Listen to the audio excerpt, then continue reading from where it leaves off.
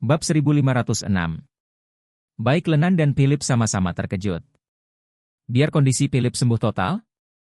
Ini, bagaimana mungkin? Keluarga mereka telah berlarian untuk menyembuhkan penyakit ini sejak lama, menemukan ahli terbaik di dunia, menggunakan obat-obatan khusus, peralatan medis, dan metode pengobatan terbaik. Namun, tidak satupun dari mereka dapat menghentikan kematian Philip yang sangat cepat. Pendiri Apple, Jobs, juga seorang miliarder dan juga menderita kanker pankreas. Ia juga menerima perawatan terbaik di Amerika Serikat, tetapi hasilnya sangat disesalkan. Para ahli top dunia tidak berpikir bahwa penyakit Philip akan sembuh, dan kebanyakan dari mereka percaya bahwa hidupnya mungkin kurang dari 1 tahun, atau bahkan kurang dari 6 bulan. Charlie tiba-tiba berkata bahwa dia bisa disembuhkan, yang terdengar seperti fantasi bagi keduanya. Lenan menghela nafas dan berkata dengan serius, "Charlie, aku tahu kamu juga harus peduli pada paman, tapi kondisinya memang sangat tidak optimis." Philip mengangguk dan berkata, "Hei, Charlie, penyakitku, kamu tidak bisa mengetahuinya lebih baik.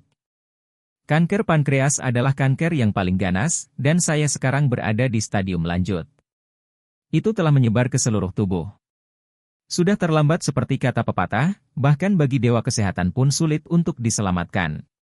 Charlie ingin mengatakan sesuatu di dalam hatinya, dia ingin memberitahu Philip bahwa meskipun dewa kesehatan tidak dapat menyelamatkan Anda, saya dapat menyelamatkan Charlie. Namun, orang yang tidak mengetahui kebenaran tentang hal ini pasti akan merasa sangat sombong. Maka Charlie berkata dengan serius, "Paman, saya kadang-kadang mendapat obat yang bagus beberapa waktu yang lalu, yang memiliki efek yang sangat baik dalam menyembuhkan berbagai penyakit. Aku membawanya kali ini. Anda sebaiknya mencobanya." Philip tentu saja tidak mempercayainya. Dia sendiri adalah seorang ateis standar dan materialis yang teguh. Dia sangat percaya pada sains dan setengah tidak percaya pada metafisika. Selain itu, dia sudah lama menjadi dokter.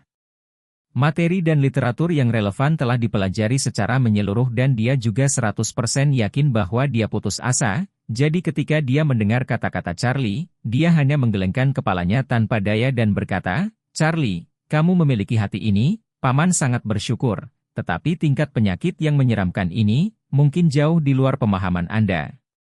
Lenan di samping juga mengangguk dan berkata, "Ya, Charlie, penyakit pamanmu bisa dikatakan paling sulit, berbahaya, dan paling kejam di dunia."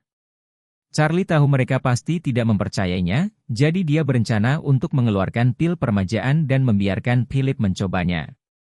Tetapi pada saat ini, pelayan itu tiba-tiba berlari dan berkata dengan gugup, "Tuan, Nyonya, 2 keluarga Tuan kedua. Dan Tuan ketiga ada di sini." Lenan segera mengerutkan kening dan bertanya dengan dingin, "Untuk apa mereka di sini?" Pelayan itu buru-buru berkata, "Mereka bilang mereka mencarimu dan Tuan untuk mendiskusikan sesuatu yang penting." Lenan berseru, "Biarkan mereka pergi. Kami tidak ada hubungannya dengan mereka." Begitu dia selesai mengatakan ini, mereka mendengar suara marah yang mencibir dan berkata, "Oh, kakak ipar, semuanya ada dalam keluarga, tidak perlu mengatakan hal-hal buruk seperti itu, bukan? Tuan tua telah pergi selama beberapa tahun, jadi Anda tidak akan membiarkan saya dan yang termuda masuk. Jika tuan tua ini mengetahui takdir, dia akan kesal untuk hidup kembali." Charlie mendongak dan melihat 8 atau 9 orang bergegas masuk dengan agresif. Ekspresi Lenan langsung jelek, dan dia bertanya, "Yan Zhenggu, ini rumah saya. Tanpa izin saya, siapa yang membiarkan Anda masuk?" Bab 1507. Menyusul kemarahan Lenan, pria yang dipimpin oleh pihak lain berkata dengan ekspresi menghina, "Kakak ipar, ini adalah rumah kakak laki-laki saya.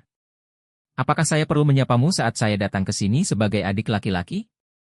Lenan berkata dengan ekspresi jelek, "Yan Zheng, maka kakak laki-lakimu yang tertua adalah suamiku, dan setengah dari rumah ini adalah milikku. Jika Anda masuk tanpa izin saya, ini disebut bergegas ke dalam rumah." Yan Zheng mengerutkan bibirnya, melihat ke atas dan ke bawah pada Lenan, dan berkata dengan jijik, "Oh, kakak ipar, tahukah Anda bahwa Anda dan kakak laki-laki saya adalah suami dan istri? Tapi apakah kamu sudah memenuhi kewajiban seorang istri?" Philip berdiri dengan susah payah, dan menegur, "Ya, bagaimana Anda berbicara dengan kakak ipar Anda? Kakak iparmu seperti seorang ibu bagimu, apa kau tidak mengerti ini?" Kakak ipar seperti seorang ibu?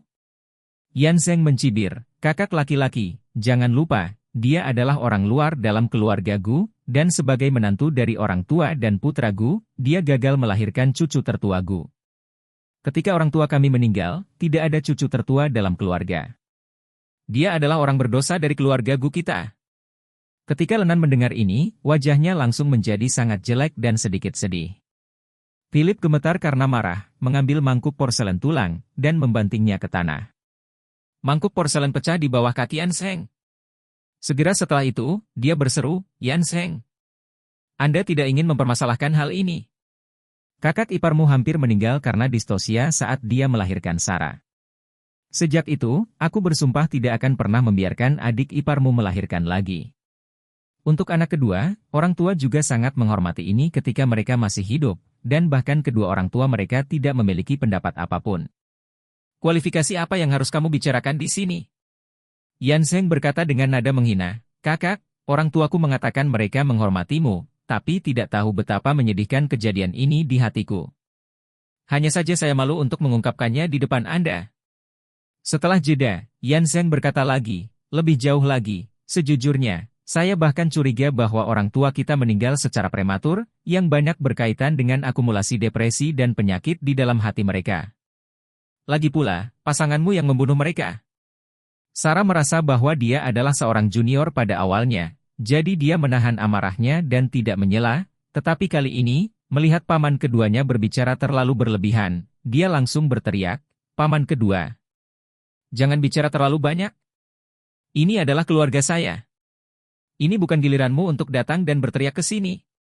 Yan Zheng belum berbicara, dan seorang pria yang beberapa tahun lebih muda darinya berkata dengan cara yang aneh, oh, ada apa, keponakanku, kamu adalah awal yang baik sekarang? Bisakah kamu mengabaikan paman kedua? Apakah kamu di sini? Jangan lupa, meskipun Anda seorang bintang besar, Anda hanyalah seorang aktor. Pembicaranya adalah saudara laki-laki ketiga Philip dan paman ketiga Sarah, Yang Anggu. Tiga bersaudara keluarga Gu setia, saleh, dan kuat. Hal ini juga ditempatkan pada ekspektasi ketiga putra keluarga Gu, agar mereka bisa setia, jujur, dan kuat. Hanya saja anak kedua dan ketiga, dibandingkan namanya, memang agak sedikit tidak terkoordinasi. Saat ini, di samping Yangang, ada seorang pria muda berusia awal 20-an yang menambahkan bahan bakar dan kecemburuan, ya, sepupu, moto leluhur keluarga Gu kami jelas tertulis di buku leluhur keluarga Gu. Keturunan keluarga Gu tidak boleh terlibat dalam karir yang inferior. Apalagi aktor ini, di tahun-tahun awal, itu adalah industri non-streaming yang bahkan tidak bisa masuk ke aliran ke-9 yang lebih rendah. Setelah kembali, statusnya naik sedikit, dan kemudian dia hampir tidak pernah memasuki sungai. Itu peringkat di aliran ke-9 yang lebih rendah. Jika Anda adalah seorang aktor sekarang, maka Anda memalukan bagi leluhur keluarga Gu. Apa kamu tidak?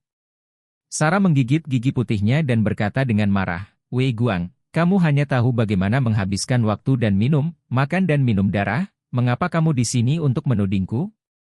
Sudah kubilang, tidak ada tempat bagimu untuk berbicara. Bab 1508.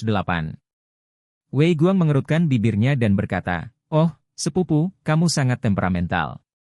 Di keluarga Gu, kita adalah generasi yang sama, jadi bagaimana jika Anda adalah saudara perempuan saya? Anda hanyalah seorang wanita yang akan menikah cepat atau lambat, menunggu Anda untuk menikah, Anda bukan lagi anggota keluarga Gu, Anda akan menjadi orang luar. Apakah Anda mengerti? Charlie di samping ingin berbicara saat ini, tetapi masih menahan. Bagaimanapun, ini urusan keluarga Gu, dan sebagai orang luar, dia benar-benar tidak dapat menemukan titik masuk yang cocok. Jika dia ikut campur saat ini, dia juga orang asing. Selain itu, masih belum jelas apa arti dari kata kedua dan ketiga Gu, jadi dia memutuskan untuk mengamati lagi. Saat ini, Philip berteriak dengan marah, cukup. Jangan bicara omong kosong. Setelah berbicara, ketika semua orang sudah tenang, dia melihat ke arah Yan Zheng dan Yangang, dan bertanya dengan suara dingin, kedua, ketiga, kalian berdua tidak harus berhati-hati dan bersembunyi di sini. Apa yang ingin kamu lakukan? Apa tujuanmu? Katakan saja dengan jujur dan jujur, berkicau seperti gadis, dan kehilangan wajah keluarga Gu kita, ini tidak baik. Yan Zheng menyentuh dagunya dan tiba-tiba tersenyum, sedikit membahayakan, tetapi berpura-pura khawatir. Kakak, ku dengar kesehatanmu memburuk lagi. Apakah rumah sakit meminta Anda untuk pergi untuk menerima perawatan, tetapi Anda menolak? Philip berkata dengan dingin, maaf, saya hanya ingin memulai dan memutuskan untuk secara aktif menerima perawatan. Putriku belum menikah, jadi aku tidak bisa mati dengan pengecut. Philip sedang menunggu orang banyak, ekspresinya tiba-tiba berubah saat mendengar ini. Yang di sebelahnya tidak bisa menahan diri untuk tidak mengeluh. Saudaraku, bukankah kamu sudah memutuskan untuk berhenti berobat? Mengapa Anda menyesal saat ini? Bahkan dengan pengobatan aktif, kondisi Anda mungkin tidak dapat hidup lebih dari 10,5 hari, selama 10,5 bulan ini. Setelah pergi ke rumah sakit, Anda disiksa, dan diuji cobakan. Anda akan mengatakan bahwa mengapa saya datang ke sini. Ekspresi Philip sangat dingin, dan dia mengertakkan gigi dan berkata, kalian, apa yang ingin kamu katakan? Jika Anda tidak langsung pada intinya, jangan salahkan saya karena membuat Anda keluar. Yan Zheng tersenyum dan berkata, kakak, tuan tua itu eksentrik. Saat dia meninggal, aset keluarga Gu dibagi 50% untuk Anda dan 25% untuk saya dan yang termuda. Apa yang Anda katakan sangat Anda inginkan? Keluargamu juga tidak punya anak laki-laki. Ketika putrinya menikah, airnya dibuang. Properti ini tidak bisa lebih murah untuk orang luar. Berbicara tentang ini, Yan Zheng melihat ke arah Lenan lagi dan berkata sambil tersenyum, terlebih lagi, kakak iparku tidak terlalu tua dan sangat cantik. Di masa depan, jika kakak laki-laki tertua sudah tiada, bagaimana dia bisa tinggal sendiri selama sisa hidupnya? Dia harus menikah lagi. Saat itu, dia akan mengambil sebagian dari aset Gu.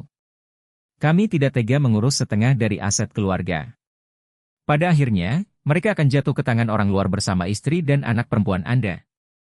Ketika Lenan mendengar ini, dia tidak hanya marah tetapi juga merasa terhina, air mata langsung membasahi matanya. Sarah juga meledak marah, mengepalkan tinjunya dan tampak kesal. Tak perlu dikatakan, seluruh tubuh Philip bergetar, wajah aslinya yang tidak berdarah menjadi lebih pucat, seluruh tubuhnya gemetar, dan dia mungkin mati hampir kapan saja. Charlie tidak tahan lagi. Sambil mengulurkan tangan untuk memegang tubuh Philip yang bergoyang, dia berteriak dengan ekspresi yang sangat suram, dasar bastards, itu agak terlalu menipu.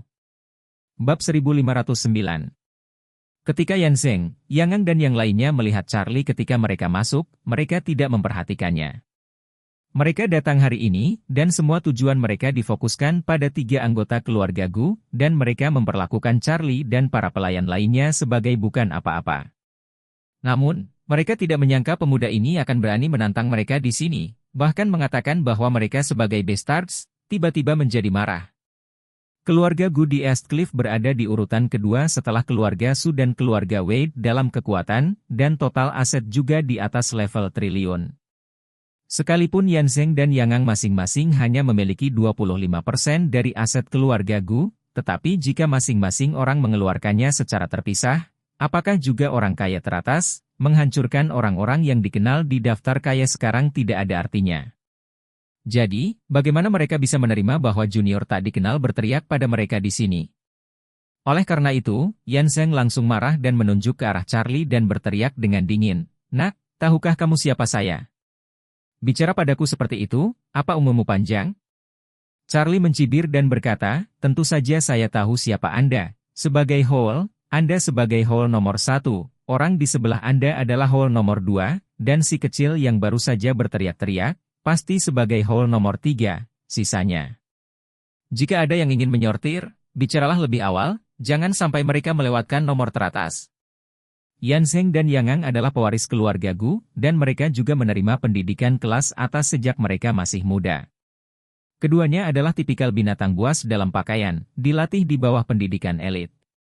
Dengan kata lain, orang-orang seperti itu tampaknya sangat berpendidikan, jarang berinteraksi dengan orang lain dan tidak mengucapkan kata-kata kotor. Nyatanya, tulang mereka sudah lama patah. Ambil Yan Zheng sebagai contoh. Seseorang biasa menyulanginya di meja makan. Ketinggian gelas anggur pihak lain sedikit lebih tinggi dari gelas anggurnya. Dia tersenyum saat itu seolah-olah dia tidak peduli, tetapi dia segera meminta pengawal itu langsung setelah makan.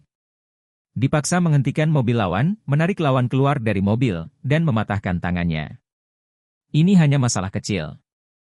Nyatanya, Yan Zheng menutup bibir atas dan bawahnya, dan dia tidak tahu berapa banyak orang yang hancur atau bahkan hancur. Pada saat ini, Charlie sangat tidak menghormati mereka, membuatnya hampir marah. Namun, dia juga sedikit bingung tentang asal-usul Charlie, jadi dia sedikit bingung. Orang ini adalah tamu di keluarga Philip. Dia secara alami mengetahui kekuatan keluarga Gu, tetapi dia berani berbicara pada dirinya sendiri seperti ini. Mungkinkah dia tidak tahu apa yang tidak dia ketahui, latar belakangnya? Hal yang sama berlaku untuk Yang Ang. Jika pihak lain mengetahui identitasnya dan berani berbicara liar di sini, dia harus memiliki dua kuas. Namun, Wei Guang, yang masih muda, tidak memiliki pengetahuan diri ini. Dia memarahi dengan marah, "DMN, siapa kamu nak? Apakah Anda tahu dengan siapa Anda berbicara? Kami dari keluarga Gu. Apakah Anda ingin mati?" Charlie menatapnya, dan berkata dengan dingin, "Kamu baru saja membentak Sarah, kan? Nah, karena Anda sangat suka menggonggong seperti anjing, lebih baik berlutut di tanah dan pelajari dua gonggongan anjing. Jika saya puas, saya masih bisa melepaskan Anda. FCK kamu." Wei Guang langsung marah, "Kamu ingin mencari kematian? Apakah kamu tahu siapa saya? Saya anak kedua dari keluarga Gu. Anda berani untuk tidak menghormati saya akan membunuh Anda sebentar lagi." Bab 1510. Pada saat ini, seorang pria muda yang sedikit lebih tua dari Wei Guang dan memiliki temperamen yang lebih tenang berkata, "Saudaraku, urusan hari ini adalah pekerjaan rumah keluarga Gu kami. Tolong jangan ikut campur." Yang berbicara adalah putra Yan Zheng, Wei Liang, dan laki-laki tertua di cucu keluarga Gu. Sarah adalah seorang gadis, jadi dia dianggap sebagai cucu tertua dari keluarga Gu. Charlie memandang Wei Liang dan berkata dengan acuh tak acuh, "Setiap kali sesuatu terjadi, bicarakan saja. Jangan bergantung pada jumlah orang di sini, hanya memikirkan tentang menindas lebih sedikit orang. Di sini menggonggong dan berteriak tanpa malu-malu, keluarga Gu bisa dianggap sebagai keluarga besar East Cliff. Jangan hanya muncul dengan kurangnya pendidikan. Kamu." Begitu Wei Guang mendengar ini, dia mengertakkan gigi dan ingin maju. Wei Liang menghentikannya, lalu menatap Charlie dengan dingin, lalu berkata kepada Yan Zheng di sampingnya, "Ayah, mari kita berhenti bicara omong kosong dan langsung ke intinya." Yan Zheng memandang Charlie dengan dingin, dan memutuskan bahwa tidak peduli siapa anak ini, setelah urusannya diselesaikan hari ini, dia harus membayar harga darah untuk memberitahu dia keluarga Gu, bukan karena dia bisa berbicara dengan bebas. Menghina seperti itu, tidak ada yang berani melakukannya. Oleh karena itu, dia untuk sementara menekan kebencian di dalam hatinya, melihat ke arah kakak tertuanya, Philip, dan berkata, "Kakak laki-laki, saya di sini sebagai anak dari keluarga Gu kali ini untuk membela dan melindungi hak dan kepentingan keluarga Gu. 50% dari aset keluarga Gu kami adalah atas nama Anda, tetapi Anda kehabisan waktu sekarang. Setelah Anda pergi, saya akan menjadi kepala keluarga Gu.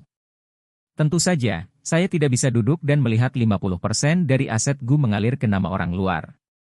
Oleh karena itu, saya harap Anda akan mulai dengan minat Gu. Buatlah surat wasiat dan alokasikan setidaknya 80% dari aset Anda kepada saya dan aset ketiga." Setelah mengatakan ini, dia melihat wajah Philip sangat jelek, dan dia berkata, "Saudaraku, saya juga untuk keluarga Gu, jika tidak, begitu kamu mati, dan sekali ipar perempuan dan anak perempuan mendapatkan warisanmu tidak akan ada nama keluarga Gu. Kekuatan keluarga Gu akan segera dikeluarkan dari posisi ketiga East Cliff, dan bahkan 5 besar mungkin tidak dijamin. Kamu tega mengurus bisnis keluarga-keluarga Gu yang berumur ratusan tahun, dan kamu akan disingkirkan setelah kamu mati?" Philip berkata dengan dingin, "Kedua, biarlah mulutmu penuh dengan bunga persik, tetapi pada analisis terakhir, apakah kamu masih tidak menginginkan milikku? Saya katakan, saya sudah membuat surat wasiat. Dalam surat wasiat saya, warisan saya dibagi menjadi 2, saudara ipar perempuan Anda mewarisi separuh, dan putri mewarisi separuh lainnya. Menurut undang-undang, karena saya telah merumuskan metode pembagian warisan, Anda tidak punya hak untuk campur tangan." Ekspresi Yan Zheng menjadi lebih dingin, dan dia bertanya, "Apakah kamu hanya merawat keluarga kecilmu dan tidak peduli tentang kami seperti semua orang? Philip bertanya, jadi apa? Properti keluarga saya tidak ada hubungannya dengan Anda. Yang Ang, saudara laki-laki di samping, memarahi dengan marah. Kakak, sudahkah sel kanker Anda menyebar ke otak Anda? Kenapa kamu, orang bijak, bahkan tidak punya otak sekarang? Ketika Lenan mendengar ini, dia berteriak dengan marah, Yang Ang, kamu terlalu berlebihan. Yang Ang dengan dingin mendengus, kakak ipar, ini keterlaluan. Sudah kubilang terlalu banyak yang masih tertinggal. Setelah selesai berbicara, dia menoleh untuk melihat Philip dan berkata dengan dingin, saudaraku, mari kita mundur selangkah dan berkata, meskipun kamu keras kepala dan tidak bertobat, biarkan istri dan anak perempuanmu mewarisi harta keluarga, kamu pikir mereka berdua perempuan, akankah mereka dapat menyimpan begitu banyak aset? Kami datang kepada Anda hari ini untuk menyelesaikan masalah ini dengan tenang. Anda mengambil 80% dari harta keluarga Anda, dan 20% sisanya cukup untuk istri dan anak Anda menjadi sejahtera dan kaya. Hiduplah seumur hidup, tetapi jika kamu terlalu rakus, maka aku tidak dapat menjamin bahwa istri dan anakmu akan menjalani kehidupan yang stabil setelah kamu pergi. Philip sangat marah, dan berteriak, Yang Ang, kamu binatang. Apakah Anda mengancam saya?